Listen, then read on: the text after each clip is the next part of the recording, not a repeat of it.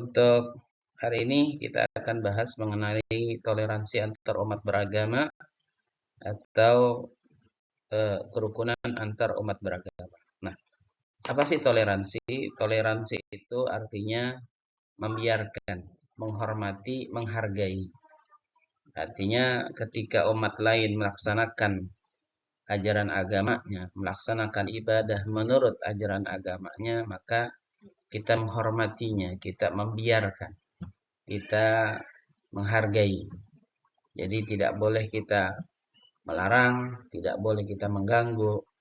Nah, ini namanya toleransi. Kebalikan dari toleransi itu ada intoleransi. Jadi ada sikap-sikap yang anti terhadap toleransi, itu namanya intoleransi. Nah, apa sih kerukunan itu? Kerukunan itu adalah keadaan hubungan sesama umat beragama yang dilandasi toleransi. Tadi ya, saling menghargai, saling menghormati, ya, membiarkan. Saling pengertian, saling menghormati, menghargai kesetaraan dalam pengamalan ajaran agamanya dan kerjasama dalam kehidupan masyarakat berbangsa dan bernegara di dalam negara kesatuan Republik Indonesia yang berdasarkan Pancasila dan Undang-Undang Dasar 45. Nah, jadi ini bentuk kerukunan. Jadi kita wajib menjaga kerukunan itu. Karena kerukunan itu antar pemeluk agama, ya. Misalnya kita dengan Islam juga harus menjaga kerukunan. Kemudian antar agama kita dengan misalnya Kristen, Hindu, dan Buddha misalnya. Dan antara agama dengan pemeluk agama dengan pemerintah. Nah, juga harus menjaga kerukunan. Nah, jadi tiga ini yang harus kita jaga. Nah, kemudian pemeliharaan kerukunan umat beragama itu adalah upaya bersama umat beragama dan pemerintah di bidang pelayanan, pengaturan, pemberdayaan umat beragama. Jadi harus ada kerjasama antara umat beragama dengan pemerintah tadi untuk bagaimana menjaga kerukunan tersebut.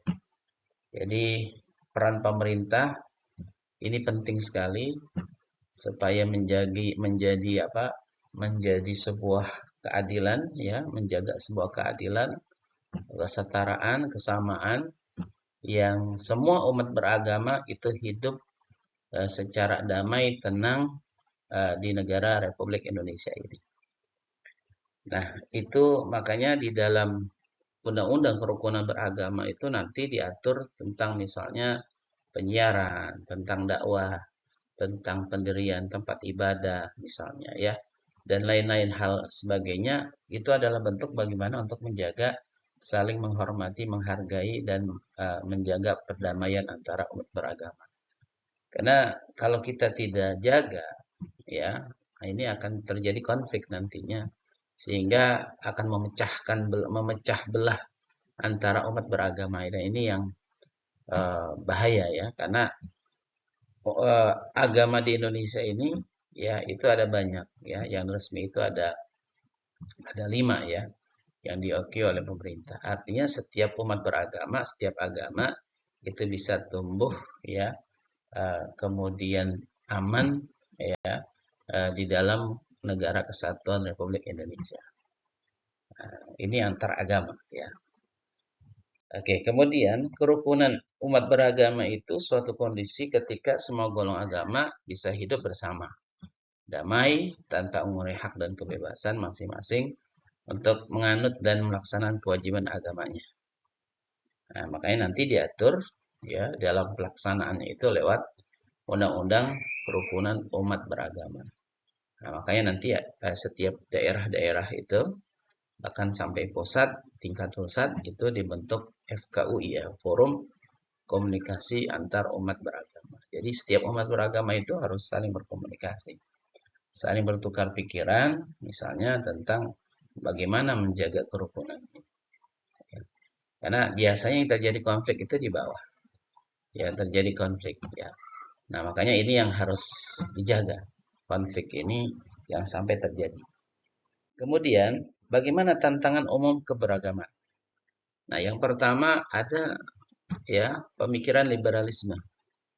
Nah, penafsiran teks yang sangat bebas dan bahkan tanpa mengindahkan terhadap kaidah-kaidah penafsiran teks. Nah, ini sangat berlebihan secara kontekstual. Jadi, liberal itu artinya bebas. Bebas di dalam menafsirkan sebuah ayat misalnya, sebuah teks Al-Quran. Sehingga sudah keluar dari kaidah, sudah keluar dari konteks daripada ayat tersebut misalnya. Maka ini disebut dengan pemikiran liberal. Nah, ini jangan sampai ini terjadi karena ini akan menimbulkan konflik nantinya. Ya, karena hal-hal yang misalnya masalah LGBT misalnya. Orang-orang liberal ya di kelompok-kelompok Islam misalnya ada JIL ya, jaringan Islam liberal itu mengatakan bahwa yang namanya homoseksual, lesbi itu termasuk hak asasi manusia dan harus dihormati. Artinya mereka melegalkan perkawinan antar sesama jenis. Karena itu masuk ke dalam ranah hak asasi manusia. Nah, sehingga ini yang kemudian kaum liberal ini terlalu terlalu bebas menafsirkan suatu teks ayat sehingga sehingga udah keluar dari makna yang aslinya, artinya sudah keluar dari kaidah-kaidah. Nah, ini yang disebut kelompok kanan ya. Ada kelompok kanan. Ya, kemudian ada lagi kelompok kiri yaitu radikalisme. Nah, radikalisme itu penafsiran teks yang sangat ketat tanpa melakukan verifikasi empirik. Sangat berlebih-lebihan di dalam menafsirkan teks. Nah, kalau radikal itu secara tekstual. Jadi dia menafsirkan satu teks Al-Quran, misalnya ayat Quran, itu secara tekstual. Artinya apa adanya. Ya, kalau misalnya wajah hidup, ya, apa namanya, uh, apa namanya, misalnya, ya, uktulul kafirina kafah. Ya. Jadi perangilah, bunuhlah orang-orang kafir seluruhnya. Nah ini kalau diartikan secara tekstual, bukan kontekstual, ini akan berbahaya. Artinya nanti orang-orang kafir yang di luar daripada Islam itu harus dibunuh, harus diperangi. Nah ini konteksnya ketika ayat itu turun, itu dalam konteks perang. Jadi artinya dalam kondisi perang, ya maka harus ada yang membunuh dan dibunuh kan. Maka ketika itu ya harus bunuh. Tidak bisa ketika perang kemudian tidak dibunuh gitu. Nah, maka ketika dalam situasi yang bukan perang misalnya, maka ayat ini tidak digunakan. Jadi artinya ketika situasi yang damai misalnya ya, tidak terjadi konflik, maka ayat ini tidak digunakan untuk itu. Karena ayat ini digunakan dalam keadaan konteks perang saja. Nah, maka orang-orang radikal ini memahami ayat ini secara teks saja. Sehingga semua orang-orang yang di luar Islam yang namanya orang kafir harus dibunuh. Nah, ini ya berbahaya kan. Bisa-bisa nanti tetangganya yang Cina, yang Kristen itu bisa dibunuh-bunuhin gitu. Nah, makanya ini disebut kaum golongan radikal. Jadi kalau radikal itu secara tekstual saja dia menafsirkan. Kalau liberal itu secara kontekstual tetapi berlebihan, artinya berlebihan sudah keluar daripada kaidah-kaidah tafsir Al-Quran. Nah, ini dua kelompok kanan dan kiri ini disebut kelompok sempalan ya, sempalan. Jadi sempalan itu kayak pohon ya, ada batang ya, ada dahan, kemudian ada sempalan-sempalannya. Nah, ini kelompok-kelompok seperti ini.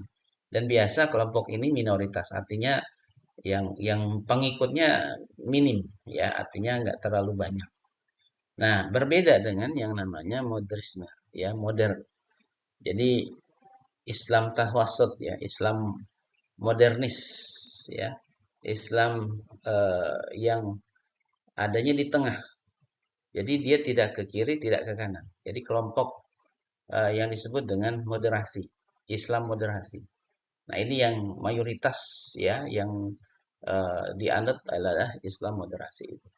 Nah itu yang saya kira aman ya, artinya yang selamat yang seperti itu. Nah kemudian ada tantangan lokalisasi agama. Pertama misalnya lemahnya agama formal untuk menyapa terhadap kelompok-kelompok pinggiran. Agama formal lebih banyak menyentuh terhadap orang-orang yang sudah Islam. Jadi kelompok-kelompok sempalan lain misalnya ada Ahmadiyah misalnya ya. Jadi ada lagi apa tuh nabi-nabi palsu lah ya. Nah, jadi kelompok-kelompok ini adalah kelompok yang suka menafsirkan ayat Quran sesuai dengan kelompoknya.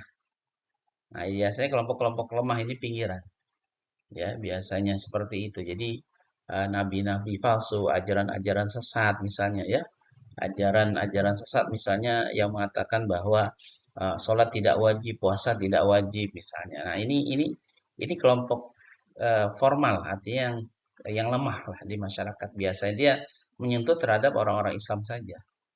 Nah, dia mengajak orang Islam untuk bergabung terhadap kelompoknya. Misalnya seperti itu, ya. Atau misalnya kayak LDII misalnya kan, atau misalnya ada Wahabi misalnya ya. Ya. Kemudian yang kedua, mereka belum merasakan kepuasan dengan agama formal. Maka muncullah aliran kepercayaan dan banyak hal karena agama formal tidak memberikan ruang ekspresi dahaga spiritualitas. Mereka tidak hanya membutuhkan ritual formal tetapi memenuhi hasrat spiritual yang lebih esoterik. Jadi kalau kelompok kedua ini ya mereka tidak puas terhadap agama formal. Jadi dia membuat aliran tersendiri. Ya, makanya disebut aliran-aliran kepercayaan. Jadi kalau dia sholatnya hanya eling saja, hanya ingat saja. Nah, ini seperti itu. Itu satu kelompok yang memang dia tidak puas terhadap agama-agama. Ya, sehingga dia buat kelompok sendiri, misalnya ada kepercayaan yang mengatakan bahwa semua agama itu benar. Ya, yang penting percaya saja sama Tuhan gitu. Jadi mereka tidak hanya mengakui adanya Tuhan, tidak beragama gitu. Artinya tidak beragama dalam arti dia tidak masuk ke agama-agama lain. Dan agama-agama yang lain selama dia percaya pada Tuhan, yaitu hal yang benar katanya. Ini kelompok kepercayaan. Dan yang ketiga, ada keinginan identifikasi diri dan aktualisasi diri. Artinya kelompok ini ingin diakui gitu ya. Seperti misalnya Ahmadiyah ya. Ahmadiyah itu kan ya dia termasuk mengaku sebagai Islam ya, agama Islam, tetapi dia mengakui ada nabi selain Nabi Muhammad, namanya Nabi Ghulam Ahmad. Ya, mereka punya kitab suci tersendiri. Nah, jadi mereka mengaku Islam, tetapi agak nabinya berbeda, ada nabi yang lain, termasuk dia punya kitab suci tersendiri. Nah, jadi ini termasuk identifikasi diri, aktualisasi diri. Ingin mereka itu dianggap gitu, ingin eksis. Padahal dia ini nyatu terhadap nama Islam itu. Nah, makanya ini jadi permasalahan. Kenapa enggak mengakui ada agama saja, mengakui agama saja, tetapi jangan mengakui Islam. Karena yang namanya Islam agama nabi terakhir itu adalah Nabi Muhammad. Kitab sucinya Al-Qur'an. Tapi mereka mengaku Islam, tetapi kitab suci berbeda. Termasuk agama nabinya juga berbeda. Nah, inilah yang akhirnya menjadi masalah ya. Karena dia termasuk agama tapi tidak keluar daripada agama Islam. Nah, ini.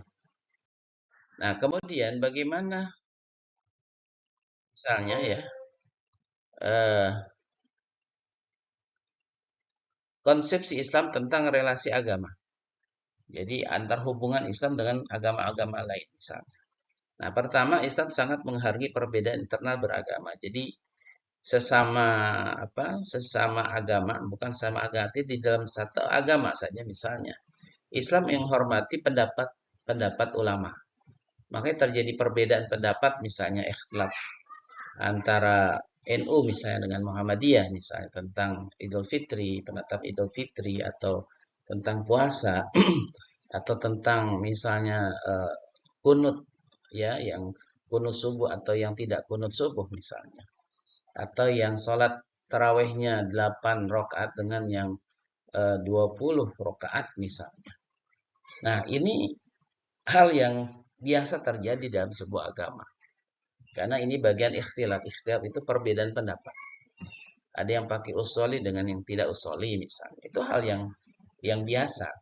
Ya, tetap itu yang sifatnya furu'iyah, arti cabang-cabang saja. Ya, bukan masalah yang asli, bukan masalah yang pokok. Yang pokoknya adalah sholat subuh. 2 rakaat, itu pokok. Tetapi ada pendapat yang mengatakan pakai kunut, ada yang mengatakan tidak pakai kunut. Nah, itu aja. Jadi persoalan. Kemudian puasa. Puasa itu sebulan. Nah, di dalam Islam, dalam sebulan itu ada yang 29 hari, ada yang 39 hari, 30 hari. Jadi 29 dan 30. Itu saja. Makanya terjadi perbedaan misalnya antara Muhammadiyah dengan NU. Kalau NU misalnya 30, Muhammadiyah 29. Itu saja. Itu namanya sebulan.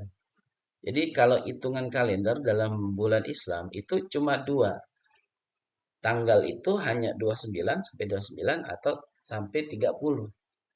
Ya, maka terjadi perbedaan pendapat seperti itu. Ini hal yang biasa, hal yang masalah ikhtilaf saja. Yang penting puasanya gitu kan. Dan sebulan. Bicaranya sebulan. Kalau masalah 29 30 ya itu sebulan dua-duanya. Ya. Nah, itu masalah furu'iyah yang tidak pokok lah. Yang masalah farsial gitu ya. Kemudian yang kedua, Islam sangat menghargai perbedaan antar umat beragama. Nah, di samping toleransi seagama, artinya sesama umat beragama, sesama agama, ya itu harus toleransi. Kita dengan Islam lain harus toleransi. Misalnya antara kelompok Muhammadiyah ya dengan NU misalnya, dia harus saling toleransi, menghargai. Ya, yang kunut silakan, nggak kunut silakan gitu ya. Yang Lebaran besok dengan Lebaran sekarang ya silakan. Yang penting kan puasa, yang penting sholat subuh. Jangan yang kunut disalahin atau yang tidak kunut disalahin. Yang salah itu yang masih tidur nggak sholat subuh, itu yang salah. Ya, jadi hal-hal yang ya nggak penting, nggak usah kita perdebatkan. Kalaupun terjadi perbedaan ya kembali kepada individu lagi. Anda mau ngikut yang 30 puasanya atau yang 29, ya kan? Atau misalnya Anda yang pakai kunut ya silakan, nggak pakai kunut ya silakan. Atau yang sholat taraweh 8 rakaat dengan yang 20 rakaat ya silakan. Jadi tidak ada hal yang penting di situ, ya, yang sifatnya parsial. Nah, yang kedua, Islam menghargai perbedaan ini. Jadi menghargai sesama seagama dan menghargai antar agama. Nah, jadi arti toleransi antar umat beragama.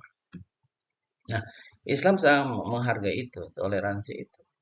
Ya, satu contoh misalnya ayat yang mengatakan lakum dinukum waliyadin. Nah, ini kan ayat yang menjelaskan bahwa ada agama lain selain Islam dan Islam menghargai itu. Ya mengakui itu. Agamamu ya agamamu, agamaku ya agamaku. Jadi saling menghargai. Nah, kemudian la ikraha fiddin misalnya lagi. Tidak ada paksaan di dalam memeluk agama Islam. Nah, ayat ini turun ketika ada sebuah keluarga yang bapaknya ibunya masuk Islam. Ya, tetapi bapak ibunya ini ya memaksakan anaknya untuk masuk Islam. Jadi anaknya enggak Islam, dia paksa anaknya untuk masuk Islam. Nah, akhirnya turunlah ayat la ikraha fiddin tadi. Tidak ada paksaan di dalam memeluk agama Islam. Artinya Islam melarang dengan memaksakan. Jadi Islam tidak memaksa. Ya udah, terserah gitu ya, kembali kepada orangnya gitu. Kalau dia misalnya mau tetap agamanya sendiri ya silakan. Ya, Islam hanya dakwah saja. Nabi itu ya bertugas untuk dakwah, memberikan informasi. Nah, masalah diterima atau tidak misalnya dakwah Nabi ya itu kan urusan dia dengan Tuhan gitu ya. Nah, jadi eh, yang wajib adalah berdakwah. Masalah dia masuk Islam atau tidak, nah itu kembali kepada pribadinya, ya urusan pribadi dengan Tuhan tentunya. Ya. Nah, kemudian Islam itu juga sebagai agama rahmatan lil alamin. Allah katakan wa ma arsalnaka illa rahmatan lil alamin, tidaklah aku utus engkau ya Muhammad kecuali sebagai rahmat. Rahmat itu apa sih? Kasih sayang untuk alam. Alam ini bukan hanya manusia kan, bukan hanya Islam saja, tapi seluruh agama, seluruh manusia. Bahkan bukan hanya alam manusia, tetapi juga alam binatang. Bukan hanya alam binatang, tapi alam malaikat, alam jin, alam setan, dan alam-alam yang lain. Jadi Rasulullah itu untuk rahmat, kasih sayang. Jadi artinya dia harus menjaga kasih sayang. Jangan membenci, tidak boleh mengganggu, tidak boleh memaksa. Nah, jadi rahmatan itu ya sebagai kasih sayang saja. Irhamu man fil ardi yarhamkum man fis sama. Kasih sayanglah kamu. Berilah kasih sayang kepada orang-orang yang ada di dunia ini, di bumi. Maka niscaya makhluk-makhluk yang ada di langit akan menyayangimu. Jadi tugas kita yaitu tadi rahmatan, menyebar kasih sayang. Ya, yang penting dakwah dengan benar gitu ya. Dakwah jangan nggak boleh memaksa, dakwah nggak boleh dengan kekerasan. Nah, itu nggak boleh. Ya, harus rahmatan lil alamin. Nah, ini jadi penting ya. Islam itu ya sebagai agama yang rahmah, membawa rahmat kepada seluruh alam. Bukan hanya alam manusia ya, alam pohon misalnya, alam binatang juga kita harus kasih sayang terhadap binatang. Makanya kan di dalam Islam misalnya boleh kita menyembelih hewan-hewan kurban, hewan apa ternak ya. Nah, itu kan harus menyembelihnya dengan pisau yang tajam, itu syaratnya kan. Kemudian di leher. Artinya bagaimana hewan itu cepat mati gitu. Jangan menyiksa mereka. Coba kalau menyembelih tempat lain misalnya, menyembelih lewat kakinya misalnya, ya itu akan lama matinya dan itu akan menyiksa. Tapi kalau lewat leher itu kan memutuskan antara kepala ya, darah yang ada kepala dengan yang ada di badan. Dan ini cepat mati. Makanya pisaunya itu harus dengan pisau yang paling tajam. Ya, jadi tidak menyiksa gitu ya. Nah, oke, kemudian ya, Islam sebagai rahmatan lil alamin melainkan dalam rangka rahmat kami bagi seluruh alam dalam agama manapun di dunia sebab manusia dalam kesesatan dan kebingungan. Ya, artinya inilah kita harus memberikan keselamatan. Namanya Islam, aslama islimu islaman, memberikan keselamatan, memberikan perdamaian kepada seluruh makhluk yang ada di muka bumi. Jadi yang sesat misalnya ya kita kembalikan kepada yang benar, ya. Jadi harus ada namanya amar ma'ruf nahi munkar. Nah, amar ma'ruf itu memerintah kepada yang baik-baik. Ya, karena tujuan Islam itu harus menjadi apa berkehidupan yang baik, ya. Nah, nahi munkar itu ya mencegah dari kemungkaran. Artinya hal-hal yang sifatnya sesat, yang buruk, yang jahat, kita harus cegah, jangan sampai orang melakukan itu. Ya, karena Islam itu harus menebar apa? Kebaikan, menebar rahmat, kebaikan-kebaikan kasih sayang itu. Itulah Islam, ya. Baik, kemudian rahmatan lil alamin juga rahmat Allah bukanlah berkaitan dengan pribadi Muhammad sebagai manusia tapi sebagai rasul yang diutus untuk membawa syariat yang memang paling unggul dibandingkan dengan aturan agama yang ada di dunia. Jadi kalau kita bicara Islam, ya kata Nabi Islam ya'lu wa la yu'la alaih. Islam itu hebat, tidak ada yang dapat mengungguli ya kehebatan Islam kata Rasulullah. Artinya segala ajaran Islam itu tidak ada yang kemarin saya katakan di dalam syariah tidak ada satupun ajaran Islam untuk kesesatan manusia, untuk keburukan manusia. Tidak ada. Semuanya ajaran Islam untuk kemanfaatan, untuk kemaslahatan manusia, untuk kebaikan manusia. Nah, makanya Islam itu ya'lu wa la yu'la alaih. Ya, jadi harus dilihat dari apa? Hukum Islam itu, ya, syariat Islam. Nah, termasuk ya pribadi Nabi tadi. Ya, kata Allah, laqad kana lakum fi Rasulillahi uswatun hasanah. Dalam pribadi Rasulullah ada contoh yang baik. Maka kita ikutin Nabi karena Nabi adalah Al-Qur'an, Al-Qur'an berjalan. Nah, yang kata Siti Aisyah, khuluquhul Qur'an, jadi akhlaknya Nabi itu ada Al-Qur'an. Nah, itulah yang kita contoh. Ya. Nah, jadi kehidupan Nabi ya mengimplementasikan di seluruh risalah Islam. Baik, kemudian upaya menumbuhkan ya ada fasting over, pelajari agama lain untuk kembali ke agamanya dengan keyakinan yang makin mantap. Jadi kalau setiap agama ya setiap pemeluknya pelajarilah agama masing-masing ya. Perbandingan agama kita boleh misalnya melihat paralelan dalam setiap agama untuk mempertebal toleransi. Artinya kita boleh mempelajari agama lain boleh, tidak ada larangan dalam Islam. Tetapi itu sebagai perbandingan saja. Jadi jangan kita kemudian ikuti agama lain, itu tidak boleh. Kemudian dialog antar umat beragama tujuan menumbuhkan pemahaman komunikasi untuk menjembatani jurang ketidaktahuan dan kesalahpahaman. Jadi harus ada komunikasi, dialog. Jadi setiap agama itu harus ada dialog-dialog yang itu ya oleh FKUI itu dilakukan setiap bulan bahkan ya antar agama.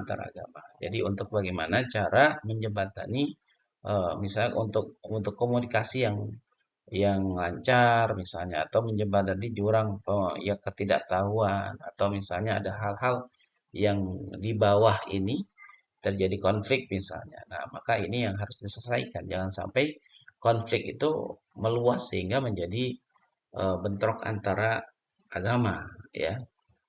Nah, itu nggak boleh ya. Ya, seperti kemarin ketika di mana ya Maluku ya. Ketika di Maluku ya Sulawesi yang ada orang demo apa untuk Palestina ya kemerdekaan Palestina kemudian kan diserang. Nah yang menyerang ini kelompok yang beragama Nasrani.